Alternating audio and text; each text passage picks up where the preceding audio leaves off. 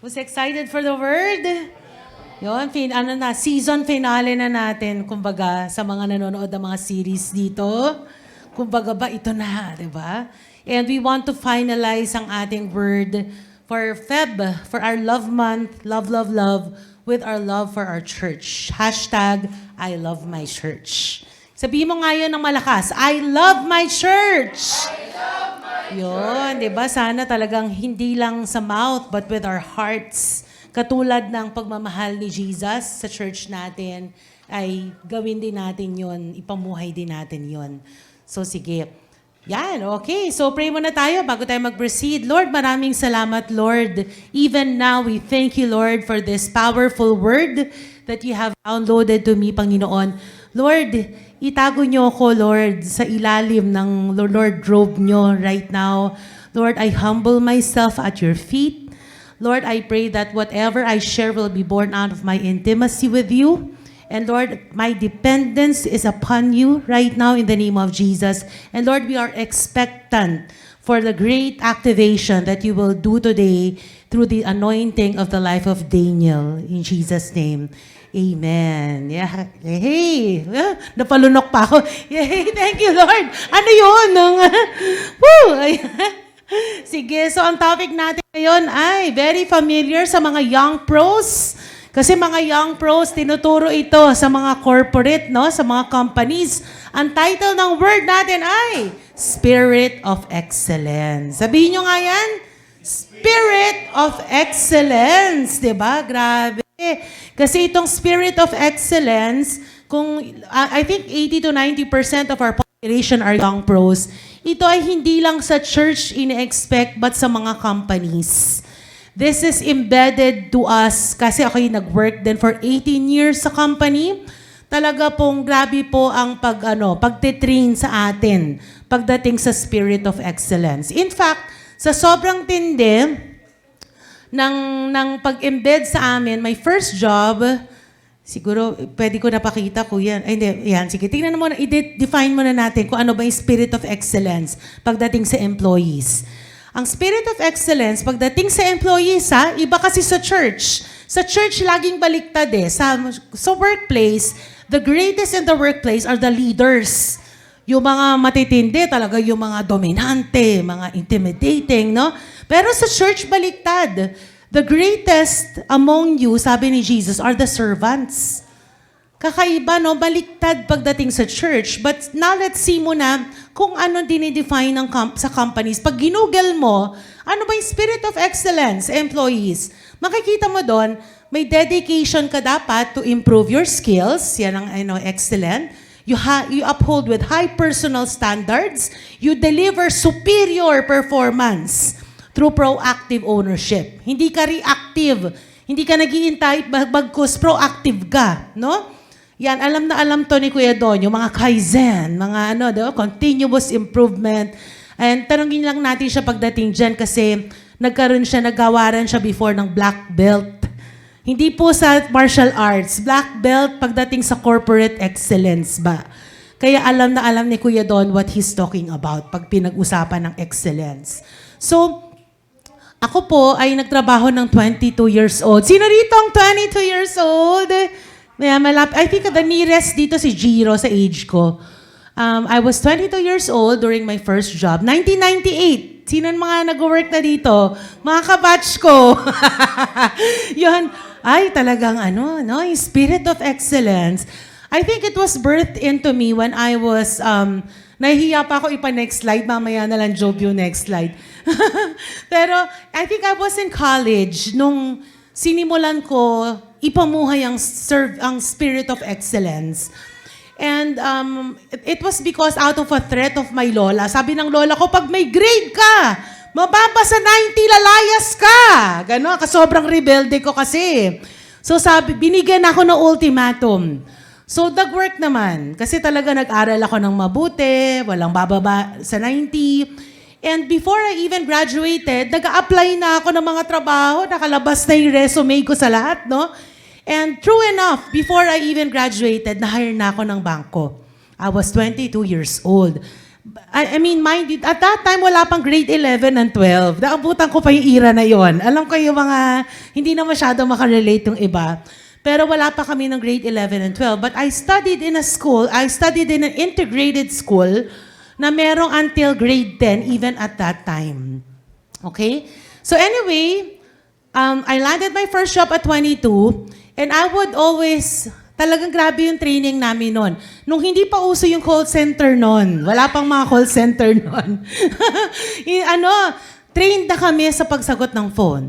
Diba? Good morning. Titingin pa ako sa relo. Good morning, information and technology. This is Ella. Ang first mong, ang huli mo daw sasabihin yung pangalan mo. Kasi diba sa mga call center, how may I help you? Diba may ganyan pa, diba? Pero kami, thank you for calling.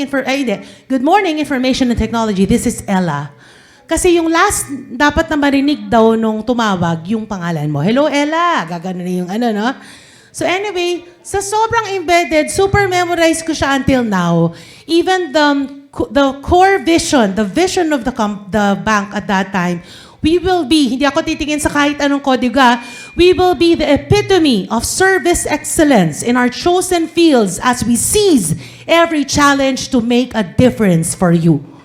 Embedded siya sa puso ko till now. Ano yung values namin special? Sense of urgency, pride in one's work, esprit de corps, commitment to excellence, integrity, altruism, and leadership.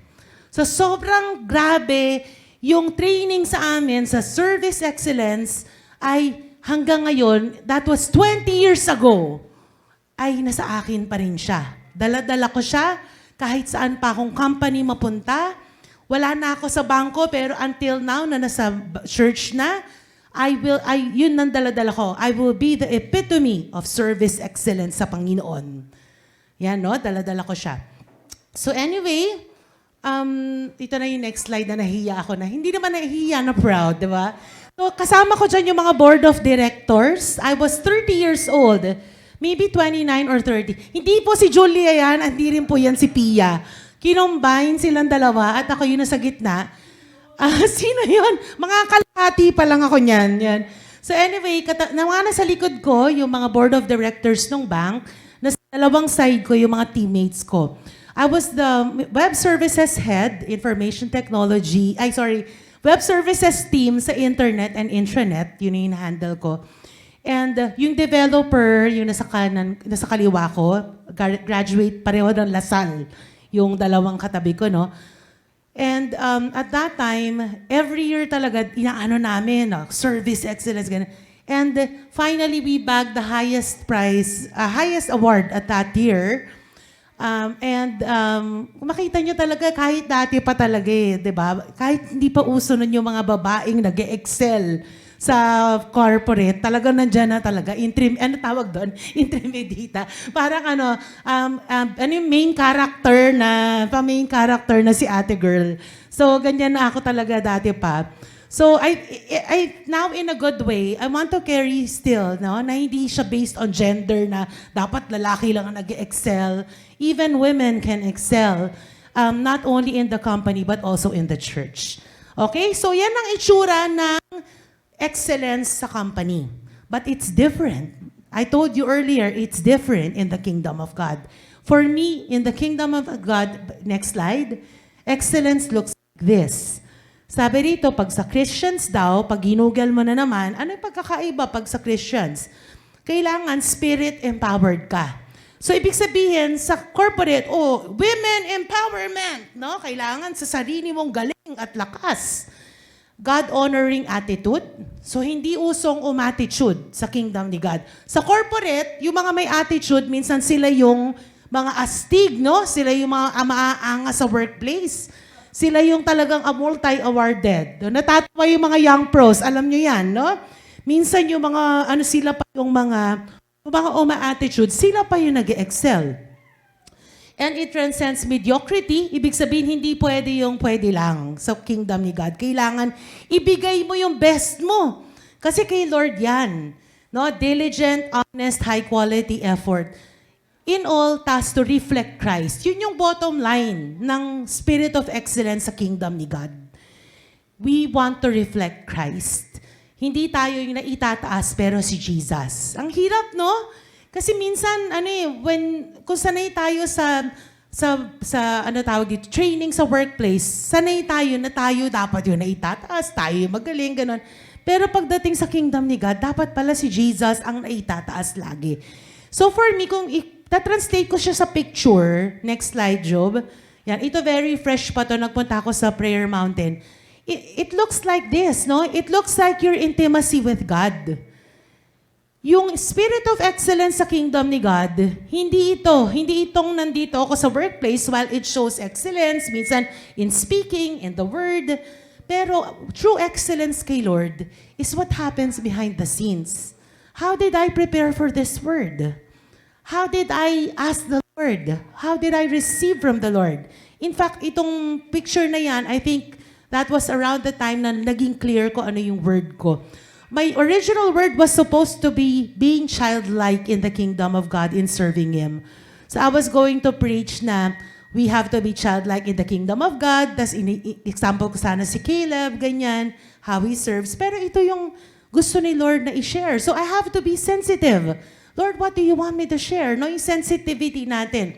And it looks like that. It's not about me. It's all about us as a church, as a family. Doon mo makikita na, kumbaga ba'y yung excellence na spirit ng Panginoon ay nasa isang church, no? Though it doesn't mean, minsan nagkakagulo tayo, nagkakatampuan, it doesn't mean na we're not excellent as a church. We're honoring pa rin as a church, no? And kasama talaga yan sa isang family. Ang importante, nagbabati-bati at nagkakaayos tayo like a family. So sige, balik tayo sa corporate excellence. Next slide. Sa corporate excellence, your young pros, you know this very well. And of course, Kuya Don knows this so much. Based ang excellence sa KPIs. Key Performance Indicators. Ito yung inabot ko. Hindi ko alam kung may bago na ngayon. Pero KPIs, naalala ko, yan yung example dyan, no? May titignan yung mga profit margin, revenue growth, nag-contribute ka ba, no? Ano ba yung performance mo?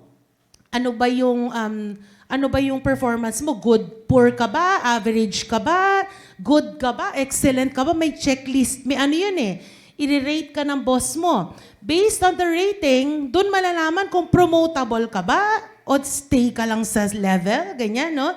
So, just like sa corporate na merong KPIs, yan, next slide, meron palang nilagay si Lord sa word na parang similar, KPIs, na performance indicators, paano mo malalaman kung meron kang excellent spirit in the kingdom of God.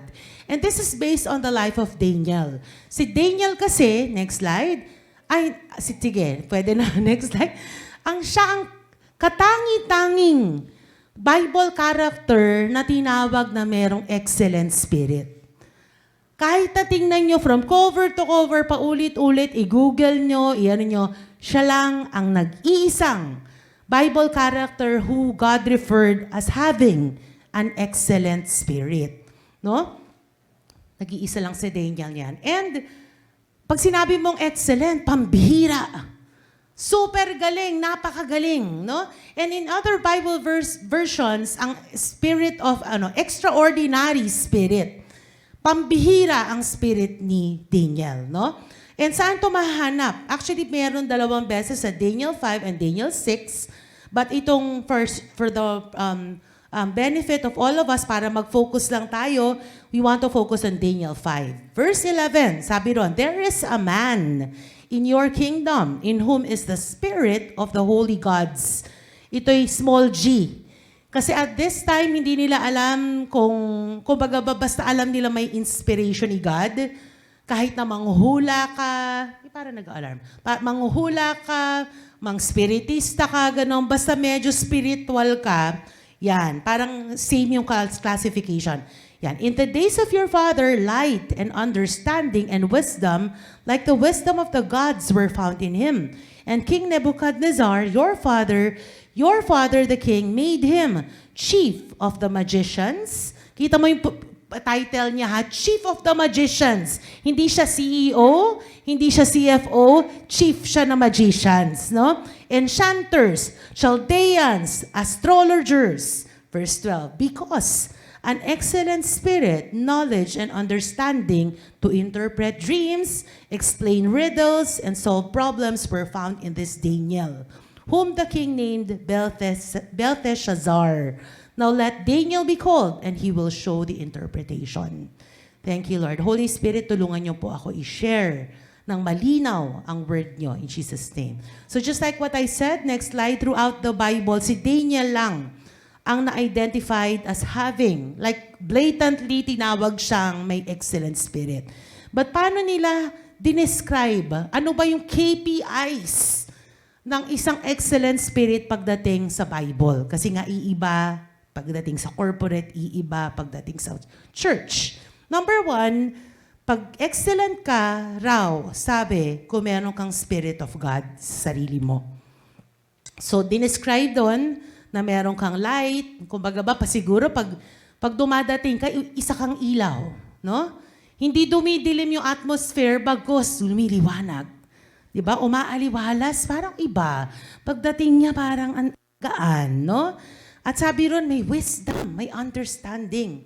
And kung babalikan mo yung pretext, when we study the word, we have to always go back to the pretext. Nakakatawa, sa Daniel 1:4, ay dinescribe siya, sabi, young, without any physical defect. Sino rito yung walang physical defect? No? Halos lahat naman, may peklat, o may mga... Pero siya wala, no? Good looking, no? Sino rito ang good looking? Yan, ha? Hindi, isipin nyo na lang yung pinaka-poging artista na kilala nyo. Tapos walang depekto, di ba? Suitable for instruction in all wisdom, knowledge, perceptive, and capable of serving in the king's palace. Kailangan daw, pogi, kailangan wala kang depekto.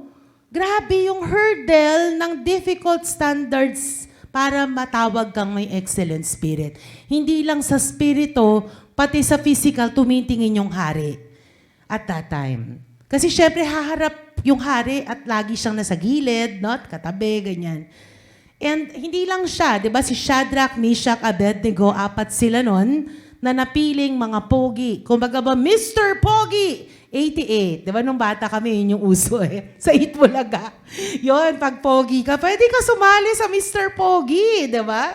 So parang ganyan, no? Napaka-pogi, ganyan.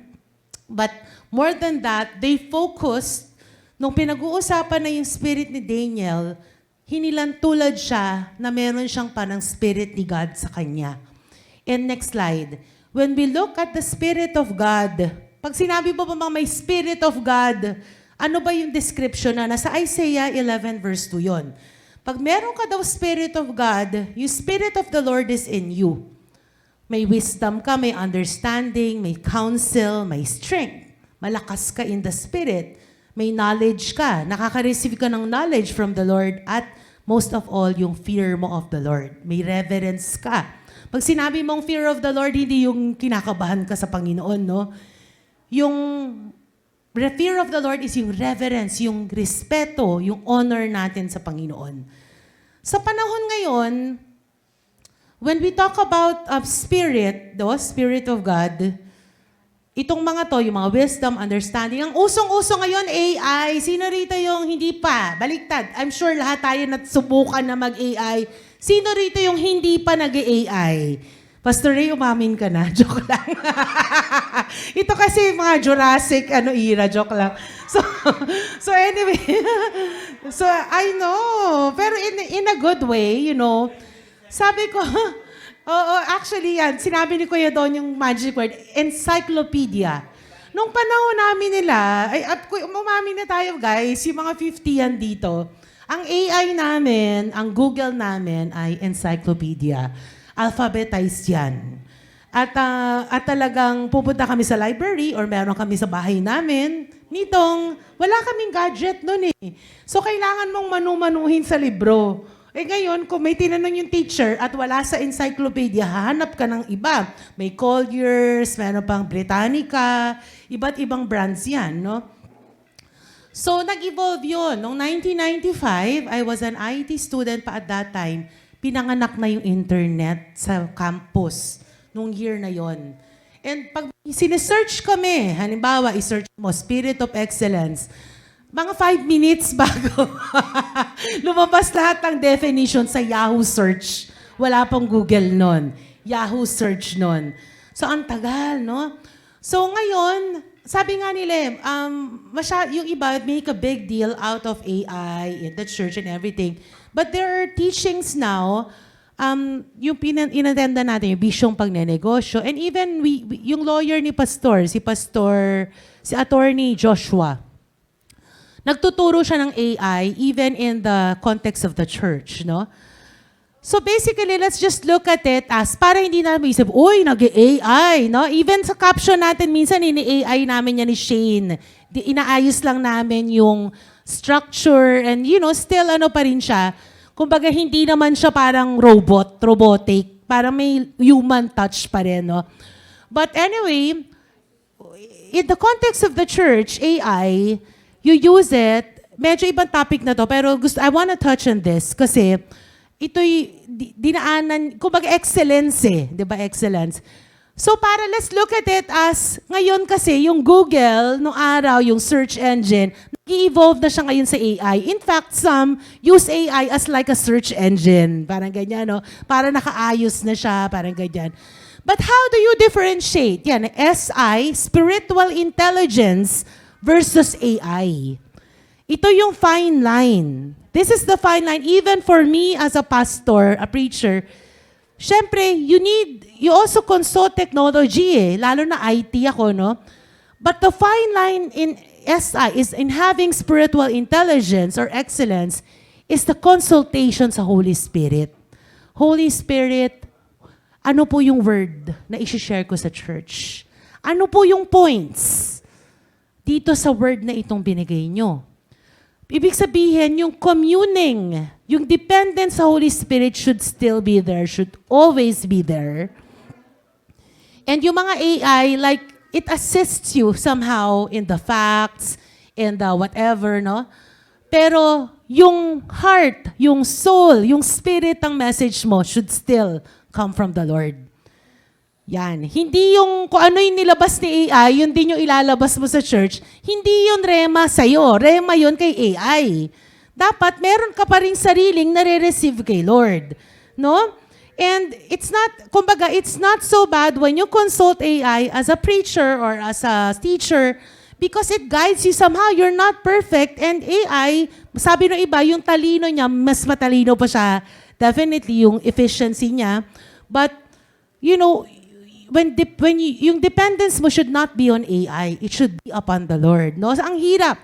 So how do I deal with that? To keep my spiritual intelligence and spiritual excellence, I really pull away.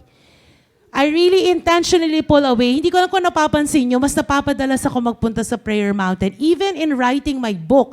It's so tempting. I'm writing my book now. I'm about to finish. It's so tempting to Google everything, to AI everything. But that's not me. That's AI. I want the Lord to download to me. Lord, what do you want me to tell these people? So I go to the prayer mountain where there's no internet, and I ask the Lord, download it. And then boom, magfo-flow na. Wala akong temptation to check Google or ChatGPT. Walang ganyan. Kasi it's purely download the Lord. No? And so it's difficult for us as preachers sa ganitong situation. But, it's the wisdom there is then, don't consult AI kung ano yung mo sa word. Tanungin mo si Lord, ano po, no? And, ang hirap, no? And, when the 7 spirits of God is, if we talk about this at kay Daniel, ang hirap din ko sa corporate now, at the time na 80s, sabi, yung matatalino, yan ang nag-excel sa corporate. Yung matataas yung IQ. Sino rito yung alam nila kung ilan yung IQ nila? Hindi ko rin alam kung 200 daw. Dati pag NCEE, medyo malalaman yung mga 98, 99, 99 plus. Sino dito inabot yung NCEE? Lagi na lang kami inabot mo ba? Hindi na. So dati somehow doon mo ma-measure kung sino yung matataas yung IQ. Yan. And dumating yung point na hindi na IQ ang binabasihan sa company, EQ na. Yung matatalino, Wala yan. Ang mas magaling, yung mga matataas ang EQ.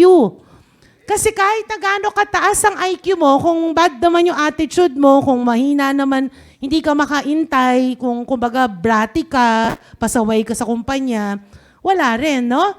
So nag-evolve naman from IQ, EQ, sabi naman ng iba, hindi na EQ. Ngayon ang binabasihan, AQ na. Adversity quotient. Ano naman yung adversity quotient? Yun yung ability mo na tumayo from mag-overcome. Your ability to overcome adversity. Kasi sa kumpanya, you're not always okay. But you have to go to work even if you're not okay. You have to be okay even if you're not okay. Pag nasa company, hindi ka pwedeng base lang sa emotion mo. So kita nyo, nag-evolve din siya, no? And it's the same. As a preacher, it's the same. Sometimes I stand up here. I just came from a major warfare. And sometimes, nagugulat tao, talaga may pinagdadaanan ka ganun, hindi halata. Why? Because, it's part of being spiritually excellent. It's not because, kailangan wala akong absent, no? It's legalistic when you do that. But you do that na, hindi, gusto kong present kasi love ko si Lord. Gusto ko mag-serve sa Kanya kahit may pinagdadaanan ako, ipibigay ko to kay Lord.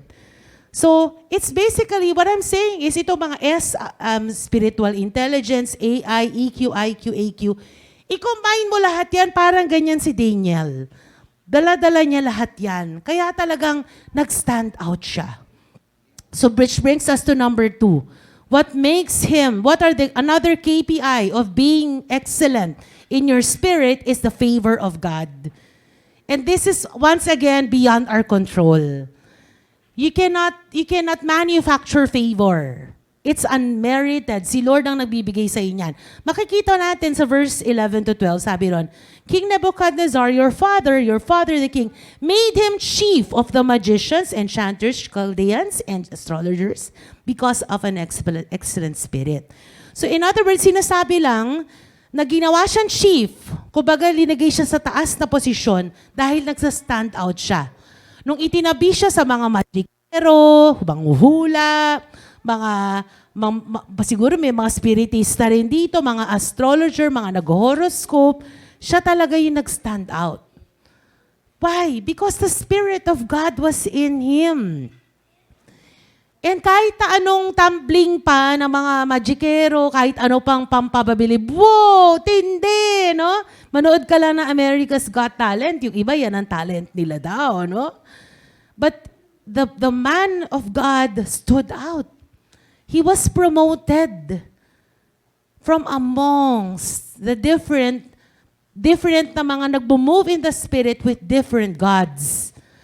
Whoever Daniel's God was, they were really, who is your God? Who is the God you serve? And bukod dito, when you say may favor of God, it also shows in your faithfulness and in the reward of the Lord. So the pretext of this, makikita nyo naman nandyan if you want to study more on his life. Favored siya, he stood out, he was promoted, he remained faithful to God despite opposition, and God rewarded him. Napakarami niyang pinagdahan ng opposition. And even yung mga barkada niya, mga pogi din, no? The Guapings. Sila yung original Pings, yan. Itong mga grupo ni Daniel, no? Matindi yung pinagdaanan nila, di ba? And sabi nga, there was a fourth man in the fire. Si Jesus, sinamahan sila sa fire because they were favored. He was favored. And if you will even read further, yung napunta siya sa lion's den, may favor pa rin siya kahit nga sa lion, may pabor siya, di ba? Hindi lang, sabi favor of God and man siya, favor of the animal, di ba? Yun, number 3, gifts of God. Yan, dyan mo daw malalaman din, somehow, kung may excellent spirit, ang isang tao, may gifts na binibigay sa kanya si Lord. It's sometimes kasi the gift kasi we can say no to that eh. I know, I've met a lot in deliverance na may gift ako yung third eye. Nung bata pa ako, nakakakita ako ng mga pero inayawan ko. Inayawan ko yung gift na yan. Mga ganyan, no? But those are spiritual gifts, yes, but those are not from God. And you're moving in divination, opposite spirit when you move in that. When you talk about the gift of God na pinag-uusapan dito na meron si Daniel, meron siyang gift of knowledge or know-how, kung anong gagawin, madiskarte siya in the spirit. Meron siyang understanding, naiintindihan niya si Lord, naiintindihan niya yung tao, naiintindihan niya yung ginagawa ng Holy Spirit. Meron gifts, may gift of interpretation siya of dreams, no? And not only interpretation of dreams, even meron doon writing on the wall na sobrang strange language na translate niya yon, na interpret niya yon. At meron siyang explanation, meron siyang solusyon. Sinong naabutan dito? Si Ka Ernie Barong. Yun. Di ba? Parang si Ka Ernie Baron, Barong ba o Baron? Baron. Kasi pag sinuspoof siya si Barong eh. Ka Ernie Barong. Pero parang gano'n, no? Ang dami niyang explanation. Naiintindihan niya yung solution kung anong gagamitin. Sinabi doon sa Daniel, nasa Daniel, nandito pa rin tayo sa 5, verses 11 to 12. Sabi doon, knowledge, understanding, or to interpret dreams. Kaya this is a really wonderful prayer that we can pray to the Lord. Lord, help me interpret dreams. Kasi sino rito hindi nananaginip at all? Lahat tayo nananaginip. And it's a powerful tool against the enemy and as a Christian to be able to interpret what God is telling us through our dreams. Explain riddles. Sino mahilig sa bugtong-bugtungan, di ba? Yan. Hindi tao, hindi hayop, pero napakaraming mata, di ba? Ano? Ano daw? Pinya, di ba? Pero hindi ito yung riddles na to. Ibig sabihin ng riddles in this context is yung mga palaisipan. Sino rito minsan may problema? Grabe, ginawa nyo na lahat, hindi nyo pa rin alam yung solusyon.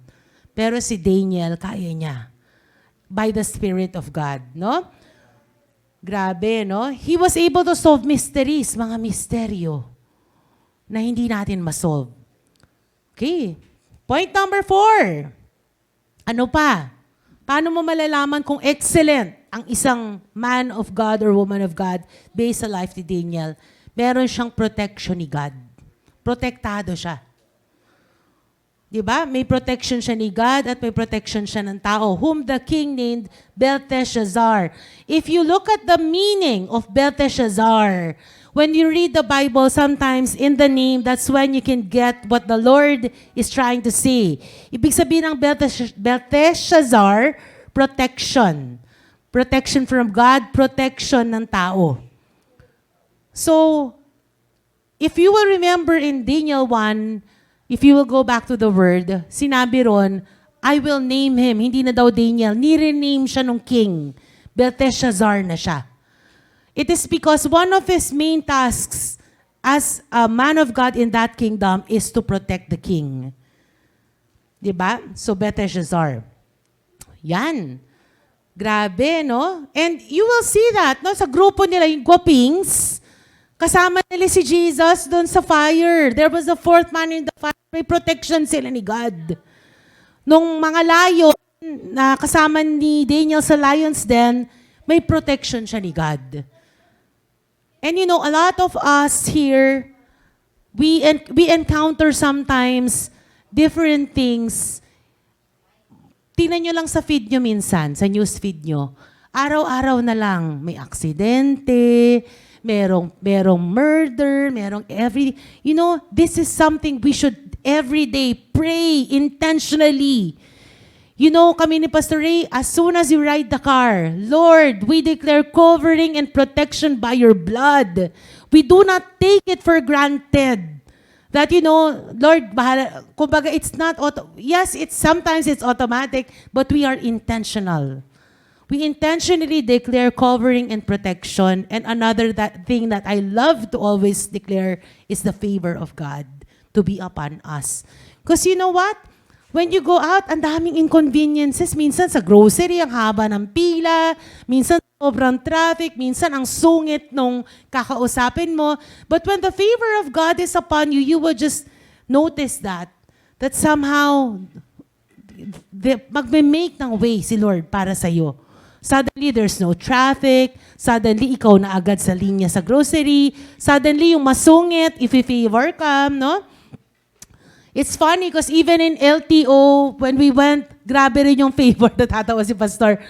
Sabi ko kasi, Lord, I pray for favor. Yung mga government agencies, mag-pray kayo for favor kasi yung pila, yung red tape and everything, ang daming requirement. But when you have the favor of God upon you, talagang if-favor ka nila minsan sa ayaw at sa gusto. There's just something about you. Kaya nga sinasabi ni Pedro Adeo, nung isang kilala na challenger, there's favor in our face. That's a countenance, Holy Spirit countenance, that people cannot explain when they see you. There's something about you that people cannot help but favor you. Diba? Pastor Ray, sa'yo na lang muna yung kotse ko. Kayo muna yung gumamit. Wala kaming maparadahan. Sa'yo na lang, no? Gamitin mo muna. That's favor. That's favor. Ang dami naman pwede, bakit si Pastor Ray? No? That's part of the KPIs, if you would like to call that, so that the people here, the young pros here, can understand more what I'm talking about. Number 5. Ito na yung final. Yeah. When you say, meron kang extraordinary spirit, then you receive a message from God. Diba? Pinag-resign ako ni Lord. Oh, diba? Narinig niya na yan, ha? Sikat kayo niyan this week. But I'm not kidding. You know the picture that I showed earlier? Eventually, pinag-resign ako ni Lord sa corporate. I sensed that I had a calling to go full-time. And I did it, imagine my fear. I was a single mom. I was dependent on the 15-30 sweldo. I was dependent on the HMO. And si Julia nun was all in and out of the hospital. Yung takot, yung nginig ko na, Lord, kung pwede ko siyang i-ignore. And I was trying to ignore. I was like becoming like the Jonah. Sino nakita yung video ni Pastor Ryan nung Jonah siya? Sa ano? So anyway, yeah. So sometimes we're like that. We hear the Lord, not necessarily pinag-resign. May sinasabi si Lord, we ignore it. And what happened to me? I sensed, wala na ako, hindi na ako masaya sa work ko. Ako pa na super-duper workaholic, service excellence, todohan, ganito, ganyan. Suddenly, the passion was gone in my work. Suddenly, I wanted to serve the Lord full-time. That was my joy. And I was willing to sacrifice my pay at that time, the benefits, the assurance, di ba? Yung alam mo na may darating. The surety, di ba? Yun. Pag ngayon, baka maliit na yun. Pero at that time, malaki yun, di ba? So anyway, yun, no? Yun yung ano ko nun. And before ako mag-close, yan. When I heeded to the call, hindi pa nga ako tinodo ko kaagad Lord, pwede bang mag-work pa rin, pero yung may sweldo sa kingdom, ganito, ganyan. So, ang linid ako ni Lord was to work in 700 Club Asia. Which siguro, sino rito ang hindi pa nanonood ng 700 Club? Siguro lahat tayo, no? Kasi 70 to 80% ng viewers ng 700 Club are actually Catholics. So, kumbaga kahit tong Catholic, siguro tayo nanonood na tayo or nakita na natin yung 700 Club Asia. And I worked there. And when I was being interviewed, 1/3 na lang nung sinisweldo ko sa corporate yung inoffer sa akin. So anyway, I can give the figures kasi matagal na to. I was earning 75,000 at that time in the corporate. But ang offer sa akin noon ng CBN Asia was 25,000. 1/3. And I was, nung inoffer yun sa akin, halos, Lord, paano ko gagawin yun? May 2 anak na sa private school sila, ganun. But then something that my boss told me, naging boss ko eventually, she said, that's when your faith will come in. If you really have a calling from the Lord, dyan mo matetest kung may calling ka. Tatanggapin mo yung trabaho at lalakaran mo kung talagang may calling ka sa Panginoon, just like what you said. So I took the challenge. And if I didn't take that challenge, wala ko rito in front of all of you, no?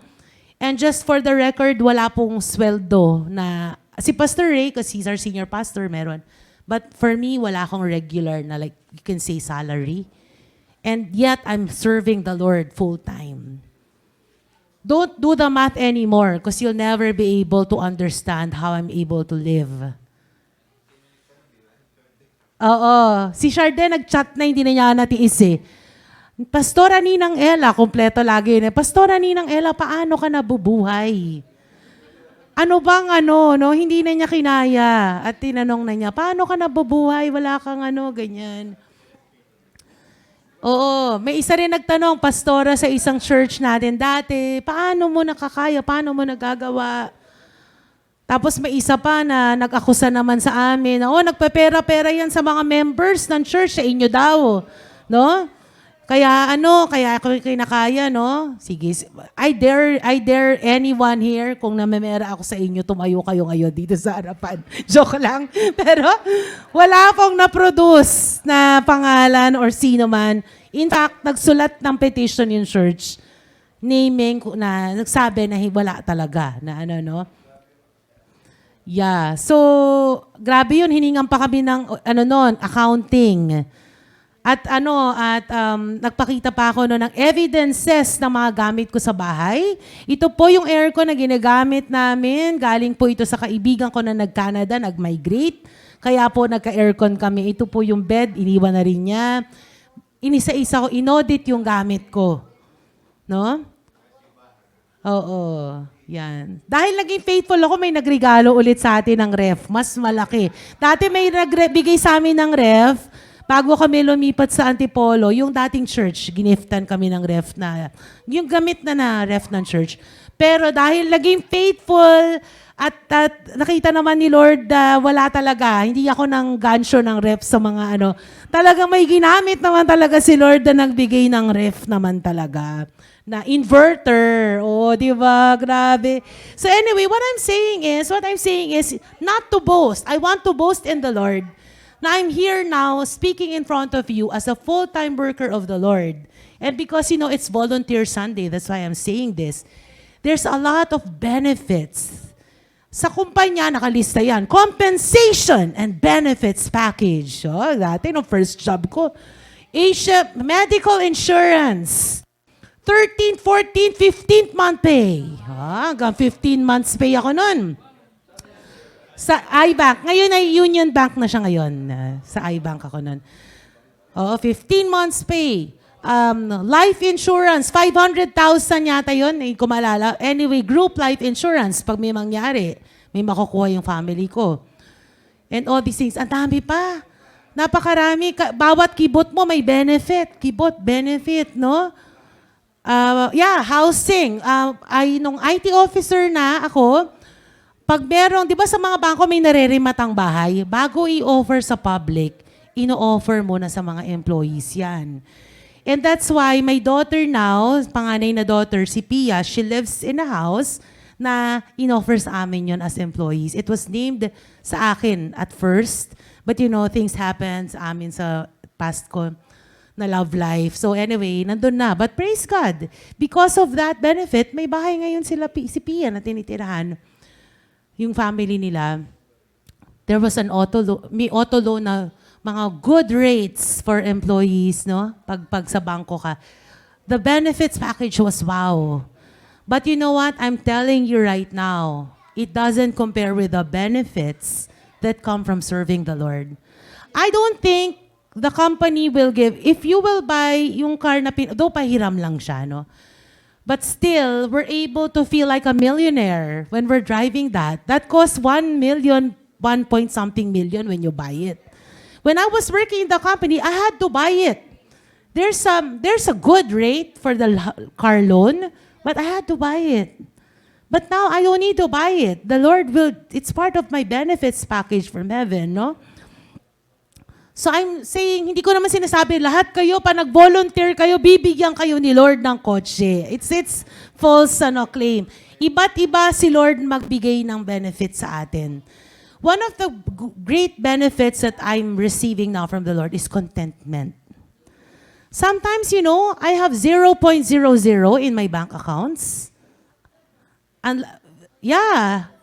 Or, natatawa si Pastor Ray kasi nakikita niya minsan, no? But I'm happy. I'm joyful. I'm content. I'm not worried where I will get my next meal. Obviously, hindi ako pinapabayaan ni Lord sa provision, hindi kayo maaawang, kawawa naman siya, nangangayayat na siya, no? Diba? Si Lord ay sabi ko kay Pastor, sorry, baby ako ni Lord, diba? Parang kumbaga pag baby ni Lord, pinoprovidean. Pero joke ko lang siya. Pero I'm saying, hindi tayo pabayaan ni Lord. When we volunteer as workers sa church, you think us, board of directors, tinitignan kayo, hindi po yun para sa amin. It's between you and the Lord. The Lord sees your heart if you're doing it for people, if you're doing it for Him. Yung purity ng heart po natin. So, this goes to, ito na, punta na tayo, finalize ko na. Number 5 is the message of God. Pag excellent spirit ka, you receive a message from the Lord, interpretation from Him, you acknowledge Him, you give Him the glory. Lahat po na nangyayari sa akin ngayon, wag na kayong maghingi ng accounting kung paano ako nabubuhay. Kasi si Lord ang bahala. Si Lord ang tanungin nyo na lang, di ba? Tanungin nyo na lang si Lord, di ba? Parang yung ngayon nagkakaano. Buti na lang siya, nakakarinig siya kay Lord. At alam niya na pinagre-resign na yung asawa niya, di ba? But people laugh at that, but it's true. The Lord would sometimes ask us, tapos na yung season. We did it last year. We received from the Lord, tapos na yung season natin. Pinag-resign tayo ni Lord. Di ba? So people will find it ridiculous. Ba't kayo umalis? Ba't kayo nagsara? Kulang na lang sabihin natin, pinag-resign kasi kami ni Lord. And literally, nagbigay kami ng resignation letter. Kami nila Pastor Ryan, Pastor, no? And it's funny because now, uso siya ngayon. But it happens, no? Ayan. So, sorry. Ayan. So anyway, katulad din ni Joseph sa Genesis, nakaka-receive din siya from God. And for me, I would say, another candidate, kung meron man first runner-up, second runner-up, for having an excellent spirit is also Joseph. So sige, let's close this. I want to call on the praise team to be with me at this time. So we have a choice. Today is Volunteer Sunday.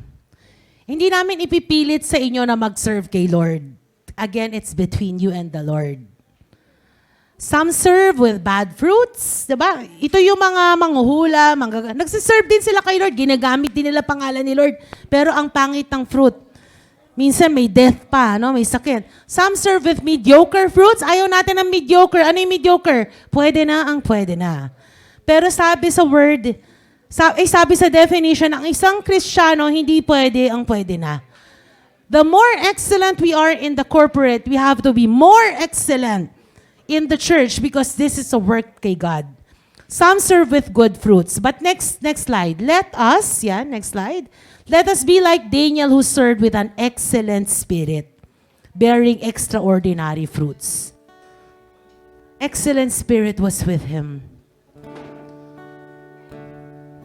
So today, we will sing kay Lord. We will sing this song to the Lord, but it's not based on our own abilities. Yes, I was, when I was a student, when I was in the corporate, I strived for excellence. But I strived. Now we don't have to strive. In the church, no need to strive. Because it's the Lord. Si Lord ang bahala sa atin. And He will distinguish who will give an excellent service. He is more than able. The Lord is more than able. Some of us later, Lord, ayokong mag-volunteer, hindi ko kaya yung trabaho. Busy ako. 6 days a week, busy ako. Gusto ko sa church, mag-receive na lang. But you know what? It's not